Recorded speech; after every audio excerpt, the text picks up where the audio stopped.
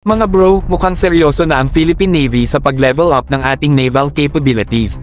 Si Philippine Navy FOIC Vice Admiral Jose Maria Espeleta ay nasa South Korea, at hindi lang ito simpleng courtesy visit.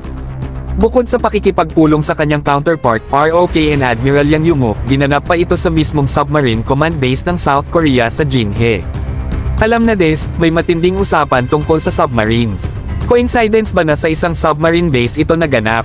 Hindi mga bro. Kasabay kasi nito ang patuloy na alok ng South Korea na mag-supply ng Hanwha Ocean's KSS-3P and diesel-electric attack submarines para sa ating Philippine Navy.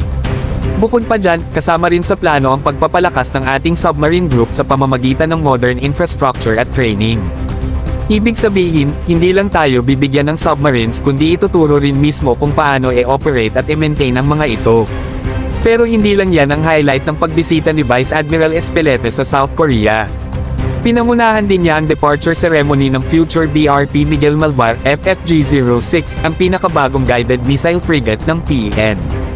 At mga bro, hindi lang isa kundi dalawang warships ang involved dito.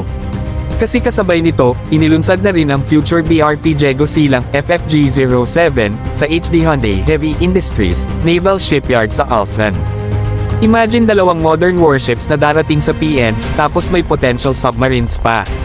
Ito na talaga ang seryosong pagpapatibay ng ating naval defense.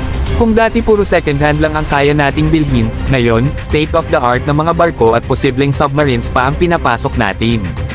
Yan ang tunay na modernisasyon mga bro. Ang tanong ngayon, submarines do na ba tayo rito? Mukhang wala nang atrasan.